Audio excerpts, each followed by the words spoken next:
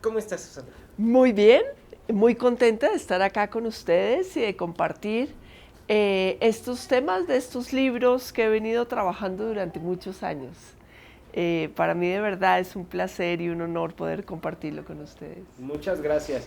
Bueno, estuvimos acordando una dinámica para acercarlos a ustedes a la literatura, a la investigación, a la mitología y todos los temas que aborda Susana, una gran escritora que ya hemos platicado muchas veces, que serán 3 participaciones que has tenido con nosotros en el canal, pero nos hemos quedado muy acotados nada más a 2 temas. Hablamos primero de Incubus, Succubus, y luego nos habló más bien ella ampliamente de su última publicación del Diablo, pero nos vamos a ir mucho más atrás y vamos a hacer una revisión de algunas de sus publicaciones y nos vamos a ir en ese orden. Vamos a comenzar primero con Mujeres Perversas de la Historia, y quisiera que nos platicaras un poco de qué va y por qué es importante conocer a las mujeres perversas de la historia.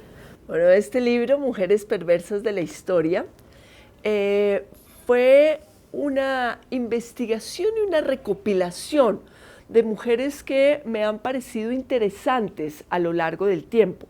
De hecho, han sido consideradas perversas y ejercieron el poder de una manera bastante radical, pero lo que las caracteriza sobre todo es que fueron transgresoras en el sentido de salir del espacio de lo doméstico para salir al espacio público. Vamos a encontrar reinas, mujeres que ejercieron el poder en Roma, llamadas en ocasiones emperatrices por ser las esposas de los emperadores, pero no necesariamente, o sea, no porque ellas pudieran detentar el poder ellas mismas, sino porque eran madres o esposas de quien estaba detentando oficialmente el poder, que era el emperador. Y luego podemos ver otras que son, hay un capítulo que se llama Santas por lo Perversas, unas mujeres que fueron consideradas santas durante la Edad Media, pero sus métodos de ejercer el poder podrían ser bastante cuestionables. Y luego vamos a ver la asociación de estos personajes con los venenos, con los engaños, con la perfidia. Son 44 historias de mujeres que van desde la antigüedad hasta el mundo contemporáneo. De hecho, termino con una mafiosa colombiana, por supuesto, con Griselda Blanco, la viuda negra. Cuando escribí el libro ella todavía estaba viva, después la mataron. Pero en general son personajes literarios legendarios.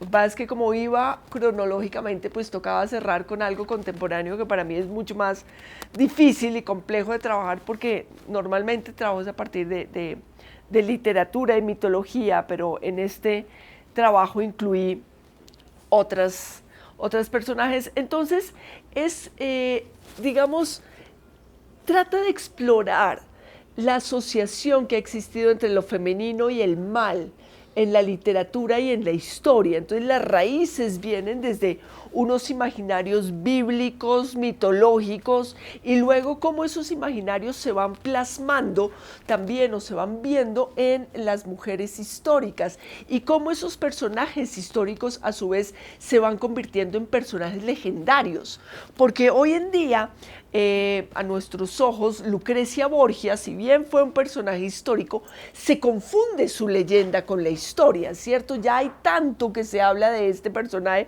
que tenía un anillo en el que guardaba veneno, ¿cierto? Que tenía relaciones incestuosas con su hermano César Borgia y con su papá, el Papa Alejandro VI, que entonces pues no se sabe qué tanto era cierto o no, pero se ha dicho mucho de ella, se han elaborado muchas obras de arte sobre ella, entonces ya se confunde la leyenda y en nuestro imaginario está como Julieta, pues de Romeo y Julieta, ¿sí?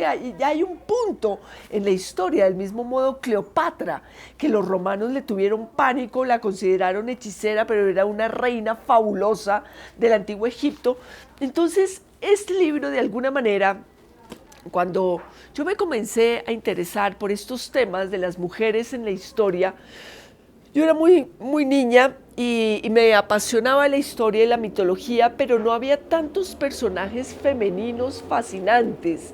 Ese no sé si hoy en día sigue siendo un tema para las mujeres o no, pero cuando yo estaba en el colegio y me gustaba leer, los héroes fascinantes, ¿cierto? Como Indiana Jones, pues son personajes masculinos y era muy difícil empezar a mirar en la historia, pues a quién me gustaría parecerme, ¿sí?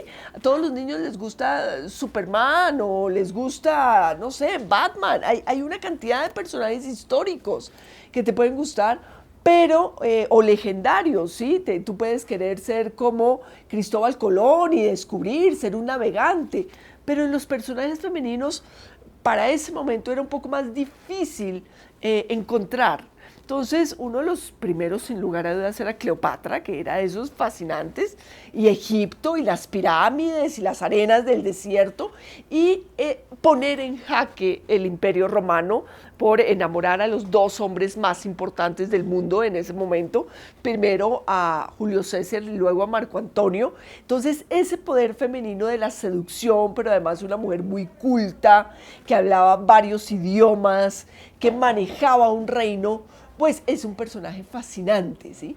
Livia está acá también, que fue la esposa del primer emperador romano, Octavio Augusto, y ella estaba obsesionada con que la República Romana se convirtiera ahora en un imperio.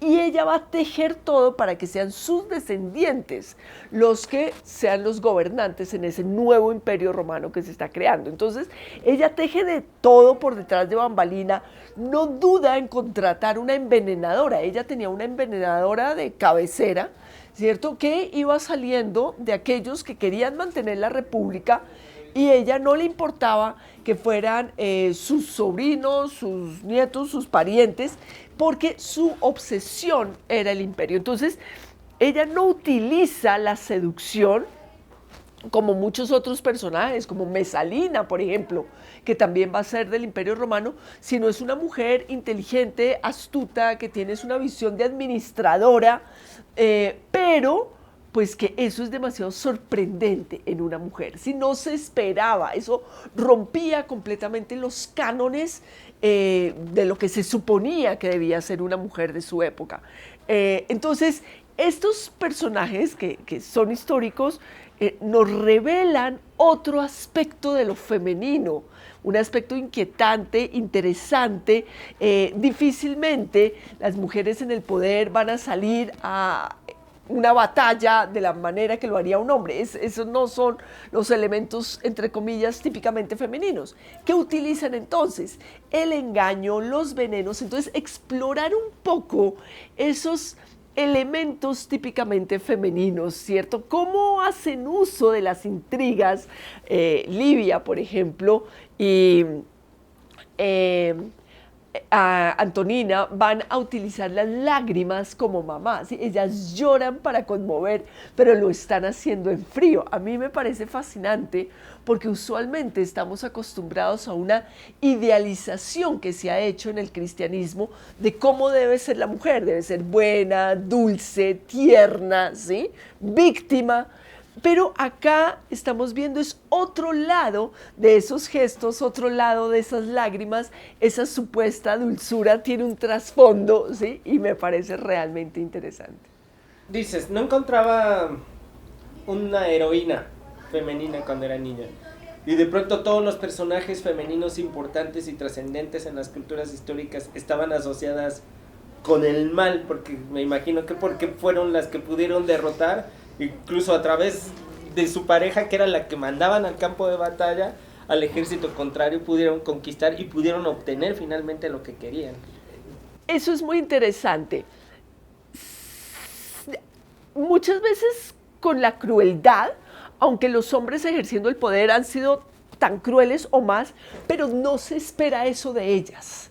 Es que ahí está un poco la diferencia.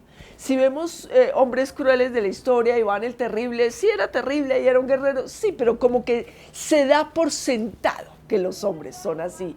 En ellas es absolutamente sorprendente, no se espera por el imaginario que tenemos de lo femenino. Entonces eso rompe un poco el esquema. Ahora, sí, no se trata de decir si son más crueles o no, pero por una parte es interesante que sus métodos sí suelan ser diferentes a los métodos masculinos, por decirlo así, y por otra parte hay un elemento necesariamente de transgresión. Entonces, acá también el sentido de perversas tiene que ver con la transgresión, con romper el orden establecido. Ellas se salen completamente de los cánones y el salirse de los cánones siempre ha inspirado temor, que eso de alguna manera es lo que conecta todos los libros. Romper lo establecido, lo preconcebido, causa temor. Causa temor desde la literatura, que hablaremos ahora, desde la pasión transgresora y la figura misma del diablo. Entonces, estos son, digamos, siempre me han interesado esas representaciones de lo transgresor en la literatura, la mitología y el arte. Y me interesa, por ejemplo, tenemos a María Tudor, la sanguinaria, de ella viene el Bloody Mary. Cuando nos bebemos un Bloody Mary es en honor a María Tudor. Esos datos, por ejemplo, Elizabeth Bathory. No podemos no hablar de Elizabeth Bathory, la condesa sangrienta, aquella mujer que se bañaba en la sangre de las jóvenes para conservar la juventud. ¿Qué hay de fascinante? Que ese anhelo sigue siendo un anhelo actual, ¿sí? O sea, ella no tenía Botox, sino había algo así, pero digamos, el anhelo de la eterna juventud a cualquier costo sigue siendo una problemática contemporánea. Entonces, eso es fascinante.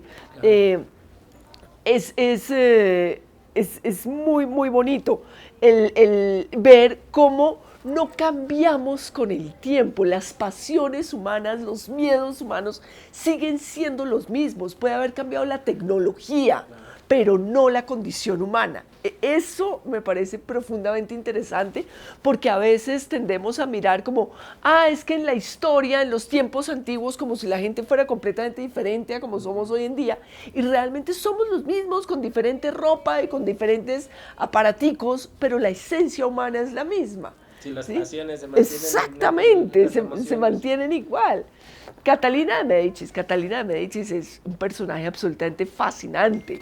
Ella es la que contrataba a Nostradamus, que todos hemos oído hablar de Nostradamus, y ella siendo italiana, llegó a ser reina consorte, esposa en Francia y reina madre en Francia, en un momento muy complejo, que es el siglo XVI, estaban las guerras de religión entre protestantes y católicos, y ella de alguna manera es autora intelectual de una masacre que se conoce como la Noche de San Bartolomé, y es la mamá de la reina Margot. Hay una película bellísima de ella, y Margarita de Médicis, hija de Catalina, dice la leyenda, pero en este libro utilizamos la leyenda porque es parte de lo fascinante de la literatura, ¿cierto? Es la construcción de leyendas a partir de la historia.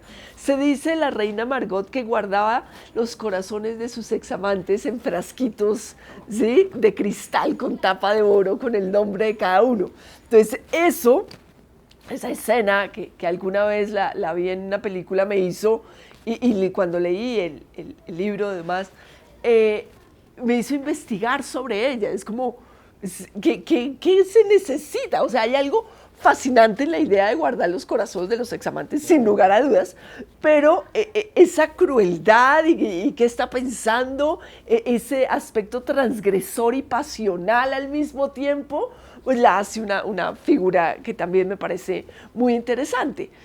También están Catalina la Grande, por ejemplo, las zarinas rusas. Entonces es muy posible, que se plantea también en el libro, que esos chismes terribles que hay alrededor de ellas, que son unos chismes, claro, siempre asocian las mujeres que están en el poder y que son muy autoritarias, las acusan de una actividad sexual desenfrenada, de amores, de pasiones ilícitas, ¿sí? Entonces eso crea alrededor de ellas una leyenda de la cual hay historiadores que dicen, no, eso no hay pruebas históricas, no, pero a la gente del común le encanta crear esos chismes y se han construido poemas, obras de arte, ¿cierto? Óperas alrededor de todos estos temas. Entonces, de alguna manera, esa fama que se creó alrededor de ellas, pues fue la que inspiró el arte y la literatura. No es el rigor histórico, sí, académico, el que ha inspirado el arte y la literatura, sino esas fantasías extremas, de las que además a la larga nunca sabremos qué tanto tenían de verdad o no, pero que saberlo y saber lo que inspiraron en las personas es absolutamente fascinante.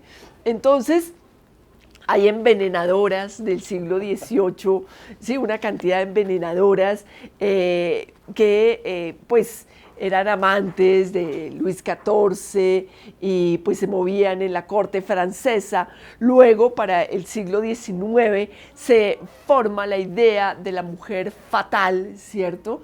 Y pues además estamos en el momento en que va a tomar mucha fuerza la sífilis, entonces estas mujeres seductoras, pero que sí han estado con muchos hombres, pueden pegar la sífilis.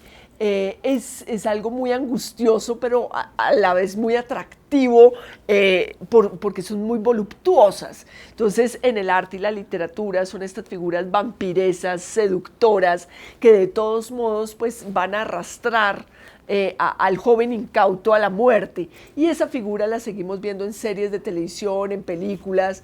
Y entonces la historia y la leyenda se entremezclan. A mí me parece fascinante, es esa zona intermedia entre la leyenda y la historia. Claro, pero lo que me encantó de lo que dices es que lo que hace es que se genere, que se siga produciendo y que crees más imaginario, precisamente es la fantasía a partir de la historia, todo lo que no se puede comprobar.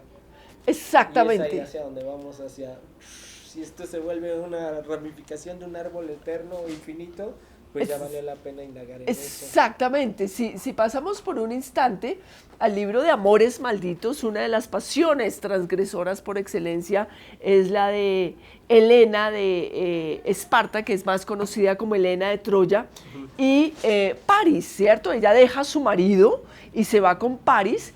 Entonces, cuando los historiadores dicen, no, sí hubo una guerra de Troya, sí hubo una guerra de Troya, pero no era por eso, sino por el control del canal del Helesponto y entrar con el comercio al Asia, pues ya no es tan chévere. No. ¿Sí? Yo te empiezas a imaginar caballos y no venenos. O sea, como, si ya te dicen que lo que quería era un control geográfico, pues... ok, pero pierde completamente el tema de la infidelidad, los celos, Helena dejando la hija llorando en la costa por irse con el amante, ¿sí?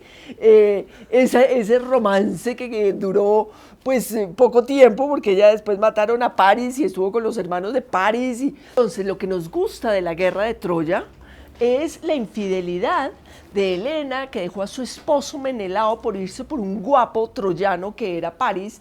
Y eso es lo que nos despierta pasión y querer saber sobre la historia. Pero no nos interesa tanto saber los impuestos que querían cobrar por el cruce del Helesponto, que era lo que estaba controlando Troya, y el actual pues, Bósforo y toda esta zona. Entonces, eso es lo que nos despierta la literatura, la mitología y el arte.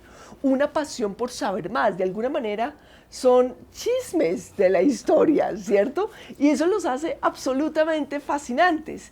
Entonces, quisiera hablar un poco al tiempo de todos los libros, porque en este, de diosas, brujas y vampiresas, es de alguna manera algo similar, es la búsqueda, es explorar la relación entre lo femenino y el mal, Pero aquí es básicamente en la mitología, en la literatura y cómo confluye con la historia. Entonces, primero se habla de las diosas de la noche, Ishtar, ¿cierto? Lilith, diosas del cercano oriente y egipcias, y luego nos vamos acercando a las diosas griegas, en la mitología griega, sin lugar a dudas, que tiene una gran marca para Occidente, porque nuestra cultura occidental tiene sus raíces en el mundo clásico grecorromano y por otra parte en el cristianismo. Entonces es ahí donde vamos a buscar las raíces de esa relación entre lo femenino y lo transgresor. Entonces, al ver personajes como Lilith, esa primera esposa de Adán, ¿cierto? Según la leyenda, que además fue una transgresión sexual porque ella quería estar sentada sobre Adán cuando tenían relaciones sexuales y Adán dijo que eso no era posible. Entonces, estas figuras que va a tener mucho de vampiresa, porque ella después va a salir a buscar amantes en las noches, tiene relaciones sexuales con ellos y luego se los come literalmente, ¿cierto? Los devora.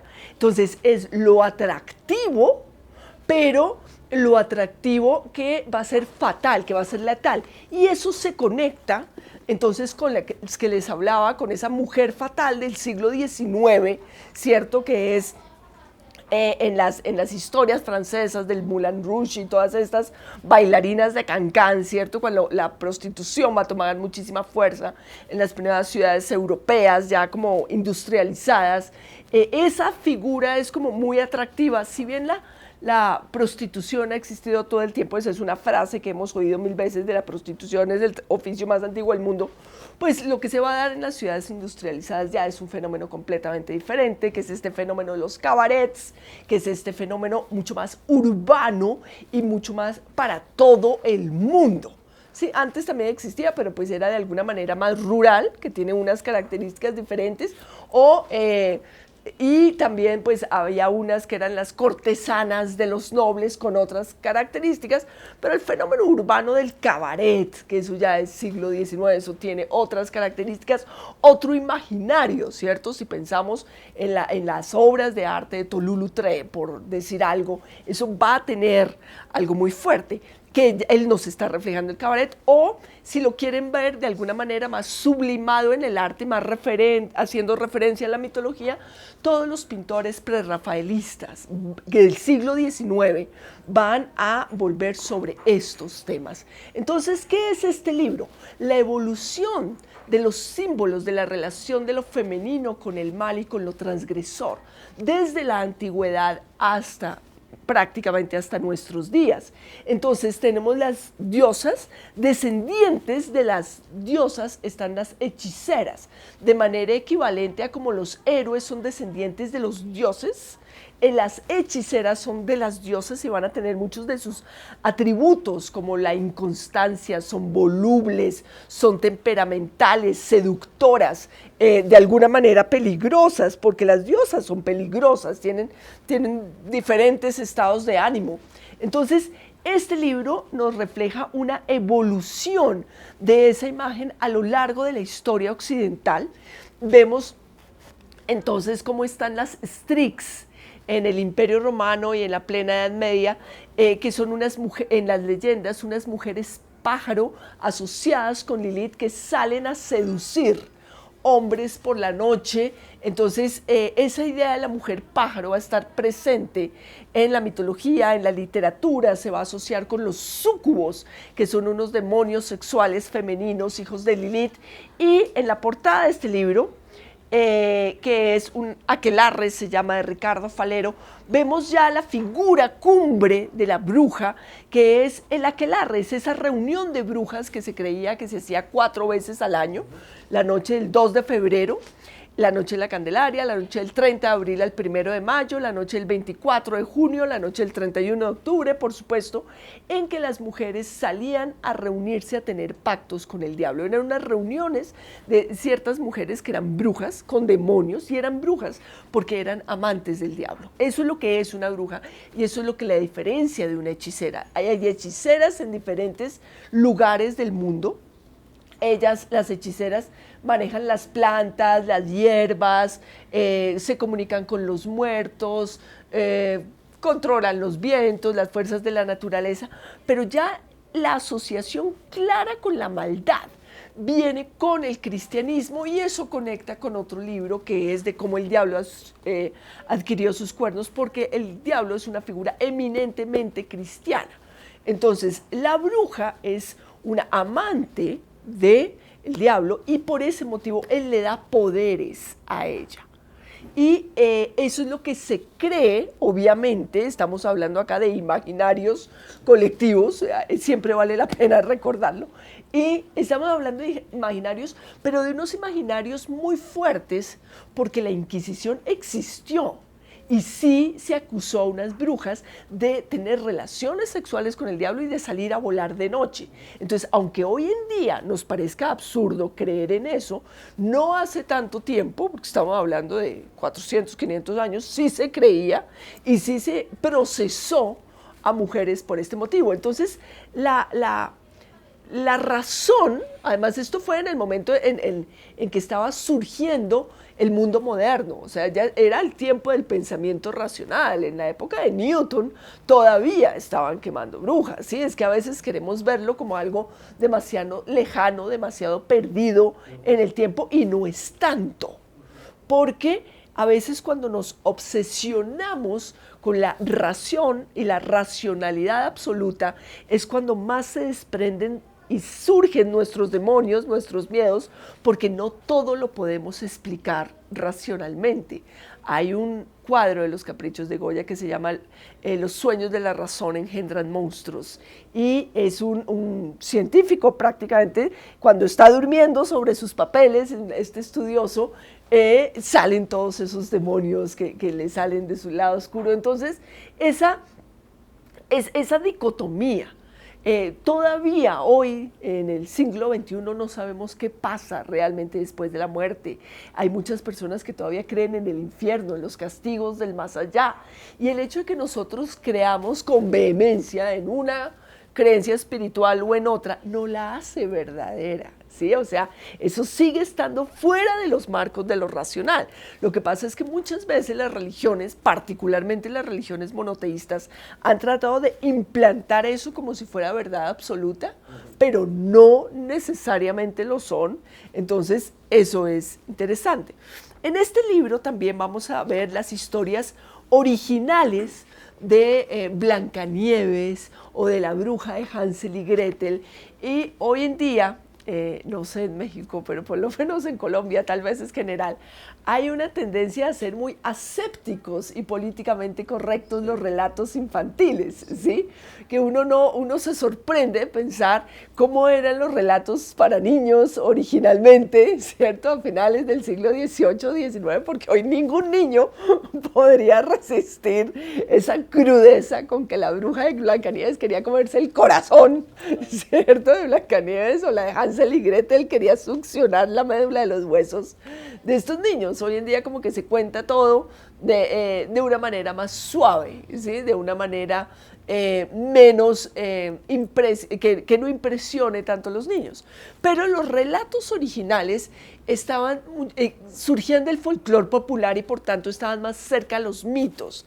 Y los mitos no se preocupaban por lo políticamente correcto, porque surgían de un sentir genuino popular, y entonces pueden ser, como los hemos visto, pues terriblemente transgresores. Podemos llevar a unos extremos muy grandes, ¿cierto? En Diosas, Brujas y Vampiras de esas hay una hechicera muy, muy intensa, que es Medea, que es la que por pasión de celos termina asesinando sus propios hijos, o Circe, que transforma también sus examantes en animales. Siempre en las hechiceras vamos a encontrar el tema del amor, el tema de la pasión, el tema de que, a pesar de ser mujeres absolutamente poderosas, son mujeres que terminan solas. Entonces, esa dicotomía entre el poder femenino y la soledad es algo que, por una parte, hoy en día en muchos grupos feministas se trabaja, pero por otra parte,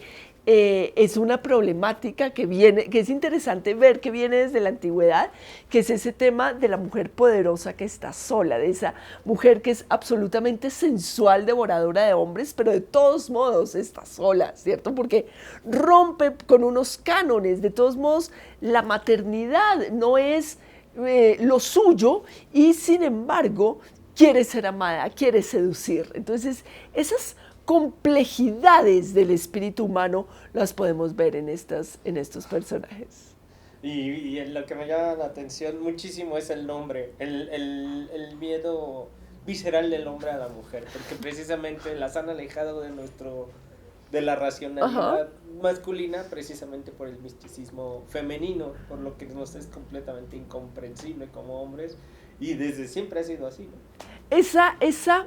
El miedo, digamos, ese miedo visceral, es como al arrebatamiento femenino, que es interesante que tanto en diosas, en hechiceras, en brujas, en vampiresas, en súcubos, todos se caracterizan por ser arrebatados, porque no están... O sea, la razón es algo que no pueden ellas tener completamente. Son personajes pasionales, son personajes que no resisten un rechazo sexual. Desde las diosas sumeria, como Ishtar, ¿cierto? Ese tema de ser rechazadas sexualmente, y eso completamente las enajena, no resisten eso.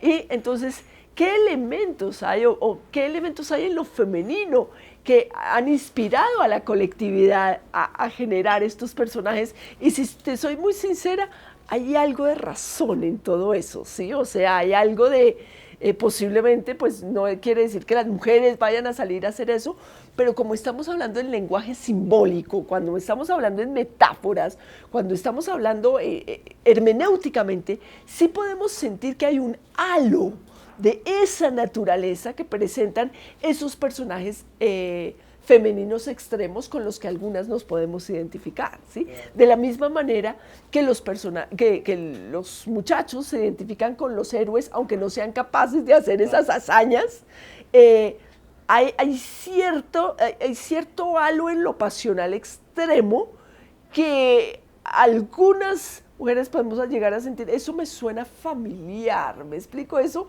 Puede que no lo haga, pues porque uno ya está dentro de los cánones sociales establecidos, pero puedo entender ese enajenamiento. Sí, sería como el extremo de la característica femenina. Exactamente, como es eso.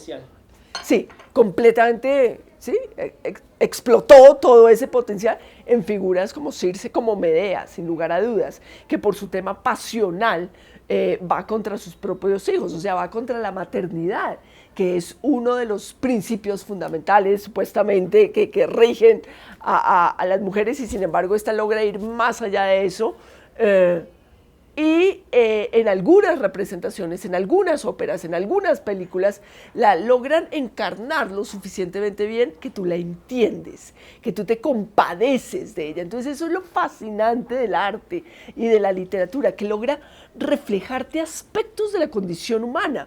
Cuando uno está en una crisis de amor, ¿cierto?, que lo han dejado o algo así, y lee Amores Malditos, ¿cierto?, y se da cuenta que eso que uno está sintiendo, que a veces, ¿cierto?, es casi cercano a la locura, pues así uno esté sentado en su casa, ¿cierto?, con una agüita aromática para sobrellevar la pena, por dentro le bullen demasiadas emociones. Es de esas emociones, no quiere decir que literalmente haya que salir a hacer lo que hicieron todas estas que ya estaban enajenados, no, pero tú puedes intuir, ¿cierto?, los celos de Juana la Loca, ¿cierto?, que literalmente se enloqueció de celos, y puede que tú no vayas a hacer lo mismo, pero puedo entender, ¿cierto? Entonces, de eso se trata. Digamos que estos trabajos, para mí, la historia es acercar esos personajes a la vida cotidiana y darnos cuenta que nuestras emociones, nuestros sentimientos son de siempre. Cuando uno lee Amores Malditos y se da cuenta que otros personajes han sentido lo que uno sintió, ¿cierto?, hace 500 años o 1000 años, uno ya no se siente tan solo. Bueno, pues estamos muy felices de haber compartido esta entrevista con Susana. La verdad es que es un privilegio poderla escuchar de viva voz. Ya vieron la emoción, el apasionamiento con el que domina sus temas y por supuesto la información. Es importante clarificar, es importante acercarnos al arte, a la documentación, pero también a la imaginación y ver cómo estamos construidos. Ha sido en verdad muy emocionante estar aquí. Agradezco muchísimo el espacio en esta cafetería, esta ciudad y por supuesto a todos ustedes. Muchísimas gracias. Espero les haya gustado. Nos vemos pronto.